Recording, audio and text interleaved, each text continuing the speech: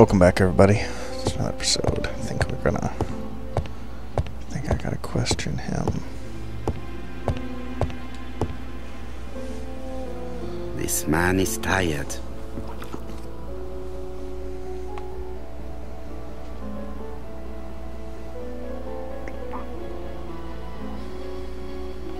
No one. Donald is short of sleep, and it looks as if he didn't even bother to undress before going to bed.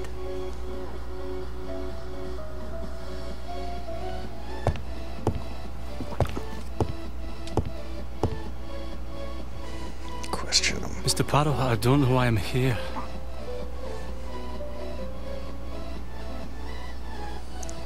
Become impatient with this indecision, accuse him of being guilty, reassure him about his fact that he is. I'll go A. You wanted to talk, and you came to find the only man capable of hearing you. Mr. Poirot, since Betty's death, I've doubts about myself. I don't know what to do. And I keep having a horrible dream 3 nights in a row. Encourage him to continue. I'll go Y. Have a drink, and tell me about this dream.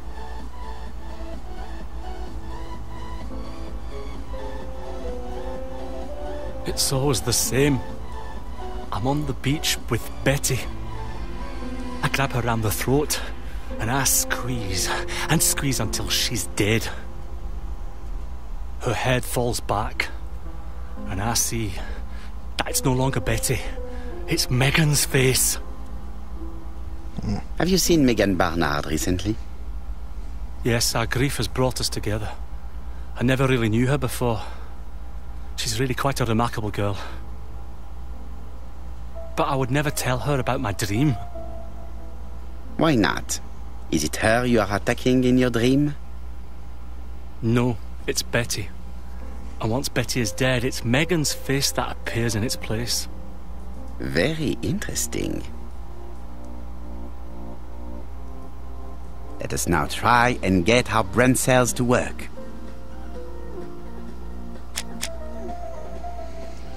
Okay. Donald really likes Megan. We'll go with that. And then Donald does not kill Megan in his dream. We'll try that. Donald was very much love with Betty. Try that. Ha. Mr. Fraser, I think that the real meaning of this dream is that you are in love with Megan Barnard. Please go on. Do. This dream certainly betrays your guilt. Oh. But what do you feel guilty about? Having killed your fiancé? Possible. Or forgetting her very quickly for her sister? Certainly. And this forgetting is perceived as a second death. So you don't really think I was the one who killed Betty? I do not exclude this theory. I am simply saying that I do not need to know that fact to explain your dream and your guilt. Thank you for being frank, Mr. Poirot. You've helped me a great deal. I'm going back to Bexhill. I'll not take any more of your time up. It is late, Mr. Fraser, and you are tired. I'll sleep on the train. I like trains. It's easy to sleep rocked by the sound of the wheels. Poor boy, he seems completely lost. Well, women seem to like him. I think Megan will take care of him.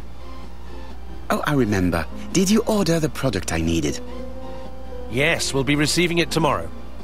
Bien, it is late, and I asked Miss Grey to come tomorrow morning. I have a few questions I wish to ask her.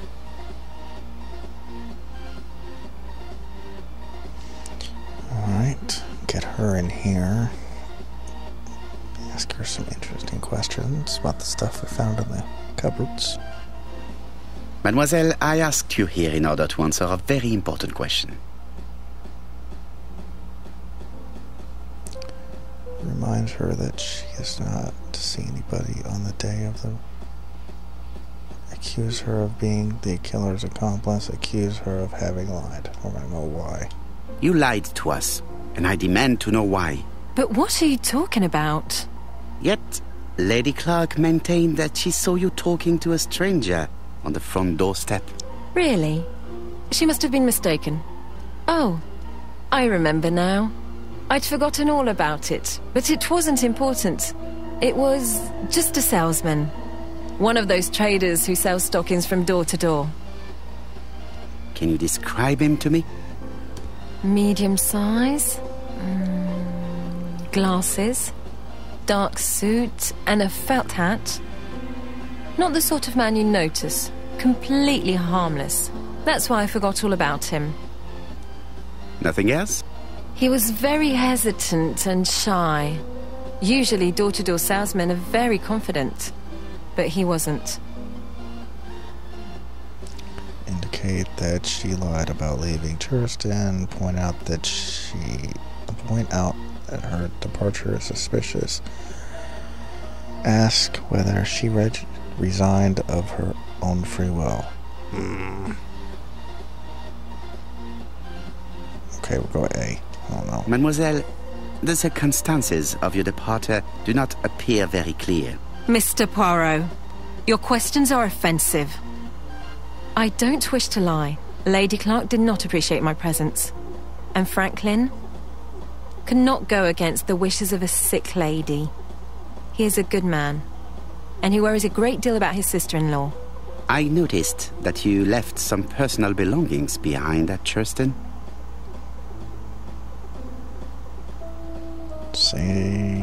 Okay, hold on. Say that the objects presented a risk. Ask her if I'll go A.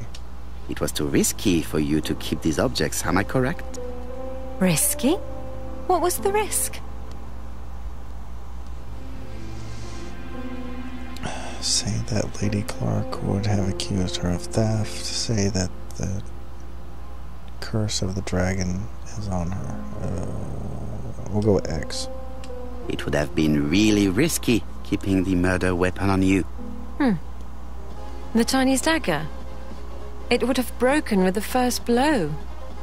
I used it as a letter opener. Bien. I must ask you one last question.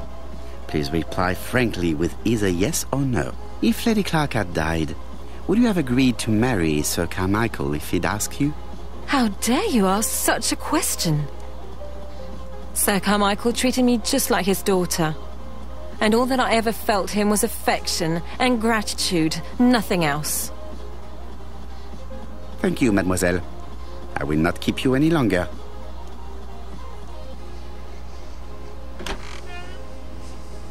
I met Thora Grey on the stairs. Her cheeks were ablaze, and she appeared to be deeply hurt.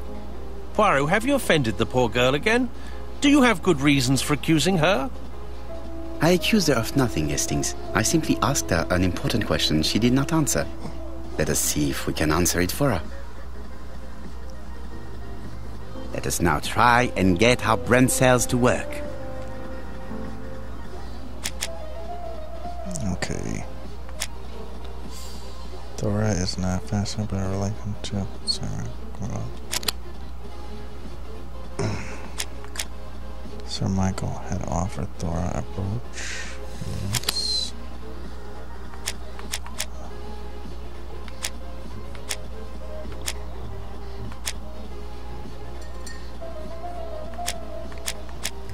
Sir Michael found Thora. Yes. Alright. You must know how to read between the lines, Hastings. When Sir Carmichael refers to paternal affection, he's lying to himself. Read this engraving on the brooch. A dark dragon for an angel with glossy hair. These are the words of a lover, not a father. Lady Clark was not wrong. What if Sir Carmichael had fallen in love with his secretary? That doesn't mean that she forced him to do so. True, there are extenuating circumstances. She is a penniless orphan. But she is calculating. Just look how she avoided it when asked if she would have married Clark. I see. You think she seduced Sir Carmichael for her own gain, and that now she is doing the same with his brother. Poirot, your world is a very dark place. Do not get carried away, mon ami. We have another more important matter to settle. Really? Yes, would you believe that Miss Grey taught me something new? Let us now try and get our brain cells to work.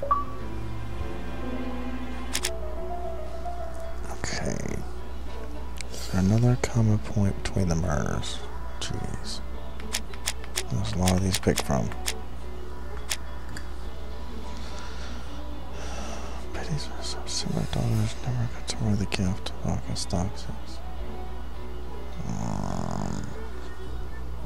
Try that.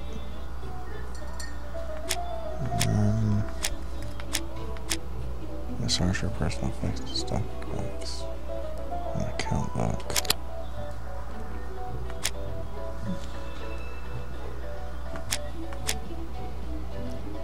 Dark Gray saw the door drawer salesman coming. Try it. Oh, I got it right. Miracle. It's perfectly clear, Hastings. Perfectly clear. Indeed, a stocking seller visited Andover, Bexhill, and Churston on the day of each murder. We have our suspect. This should be of interest to Job. Telephone job. Okay, we'll do that in a minute. Royal Mathematical and Statistical Society's Bulletin, September the 9th, 1935. The Alphabet Murder, a methodical madman. It's highly probable that the Alphabet Murderer will kill again. Could we possibly estimate the number of victims in his next crime? Yes, and it is easy. As soon as we know the ratio of towns, cities, and villages whose names begin with a D, and the ratio of English people whose names are spelled the same. On the one hand, the ratio of towns, cities, and villages in England with a name starting with D, and on the other hand, the ratio of English people with a name also starting with D. It's crazy. After this initial calculation, it is easy to deduce the likelihood of actually being murdered if you belong to the target population. Go to the last page to find our results and details on the calculations. Daily Blag, August 31, 1935. Okay, I'm gonna skip this. Sometime 3 months. This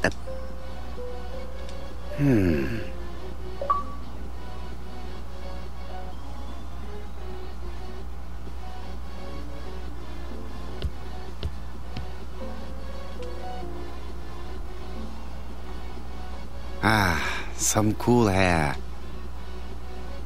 Sometimes you interact with stuff in here, it like gives you...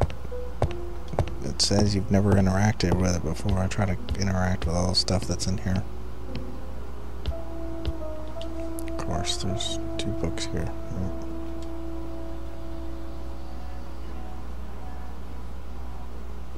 Churston, Devon, population 500 inhabitants. Hourly of trains. London, Churston. Trains of evening. London, 6:45 p.m. Newton Abbot, 11 a.m. Churston, 11:45 a.m. London, 11:45 p.m. Newton Abbot, 6:08 a.m. Churston, 7:15 a.m.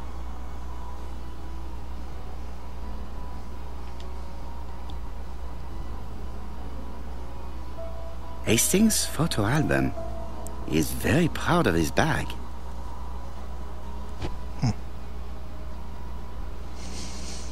Stuff you wouldn't know about if you didn't go to it, I guess. Always gotta go in the mirror and check this dude's stuff to get more. Get 3 or 5 ego points for this. 3.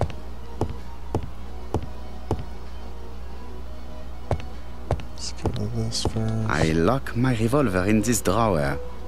I've not used it in a very long time. Why does it show Y on top of the dresser? It is not the right time. Because there's something up there.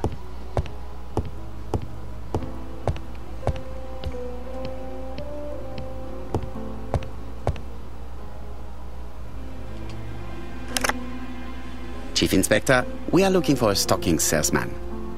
I see you have a suspect. Yes. Contact all the stocking wholesalers who may employ him. Your suspect is a salesman? No, he does not take orders. He sells door to door. Right. The hunt is on.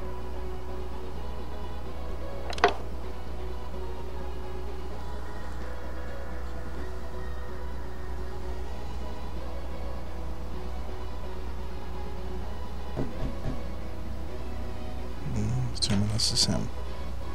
Are you leaving, Mr. Cust? Yes, I'm going to Cheltenham. You shouldn't travel today. You don't look very well. I have to. I have engagements. I must respect them.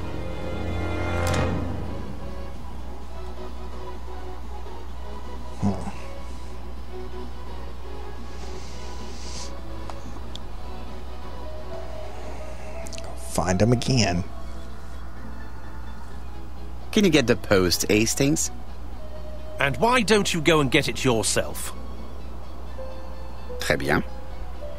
What's going on? I've never known Hastings to be so disagreeable.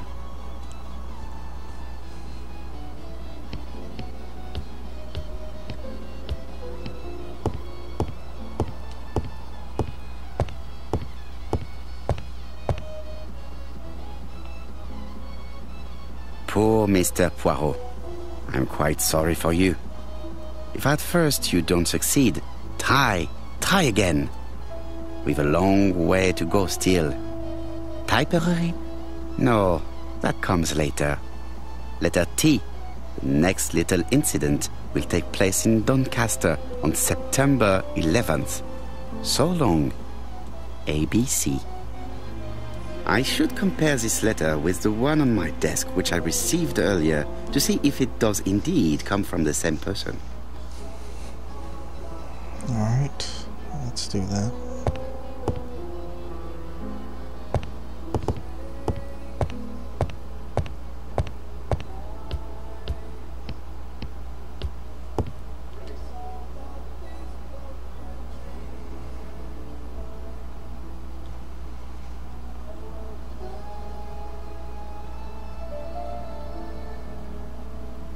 Okay. Let us examine this more closely. Certain characters in the two letters may have similar defects. Yes, this I is weird. Right, let us compare this with the other letter. Yes, the I characters in the two letters do indeed have the same defects. I have to find some other similar defects to confirm my theory. Just from the other letters, I just kind of remember this. A. Yes, the A appears to be quite unusual. Right, let us compare this with the other letter.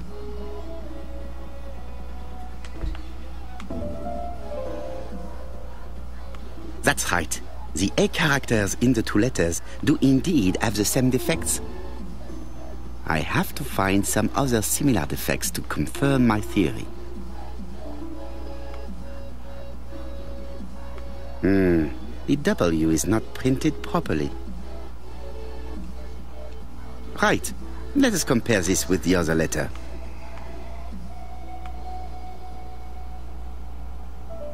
Of course, the W characters in the two letters do indeed have the same defects. My theory was right. These two letters were written with the same typewriter. Hastings, he strikes tomorrow. Chief Inspector Japp? He's on another line. Can I take a message? Yes, please, mademoiselle. It is from Hercule Poirot. Tell him ABC strikes tomorrow in Doncaster. He must call me back. Very well, sir. Bien, now I'm going to see what I can find from these burnt documents. I've received the product I need. Hastings, if you do not mind, I would like you to take a few notes. Yes, yes.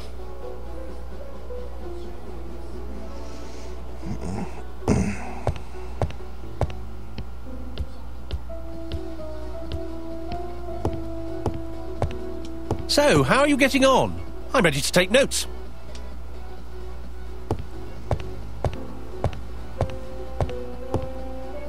Now, down to work. All of this needs putting in order a little. Okay, let's do this.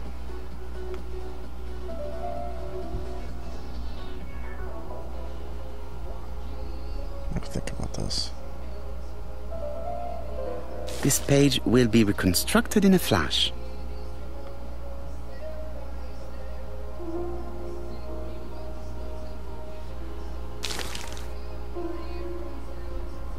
Put this one here. This page is child's play.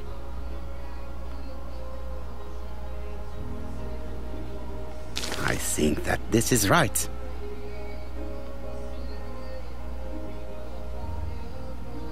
This page is finished. That's done. 3 more to go. Okay.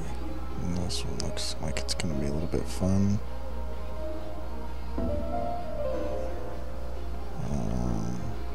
Let's see if this one's the header. Yep. And this one probably goes here.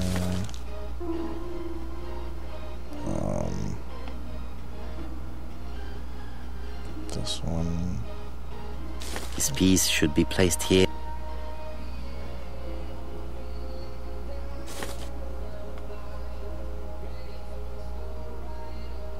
This page is finished. And that's 2 done. It's easier than I thought. Okay, this one possibly here. Yep, that was right. This one goes, no. Alright, well that looked like the right one, so... This page will be reconstructed in a flash. This one here.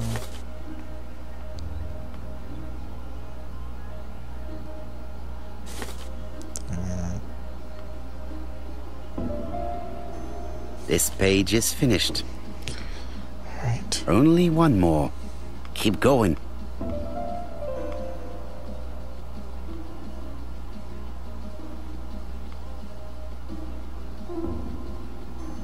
This page is child's play.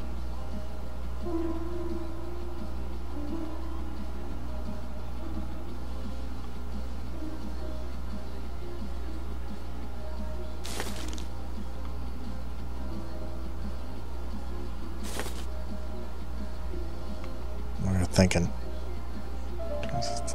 Really? Don't go there?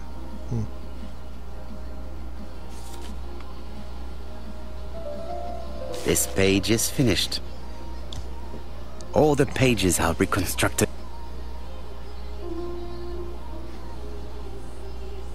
Alright, I'm gonna end this episode right here, and I'll catch y'all back on the next one. If y'all enjoyed, leave a like, and if you're new, subscribe for more. Later. Do run into a legendary enemy. It will be something really strong, that's for sure.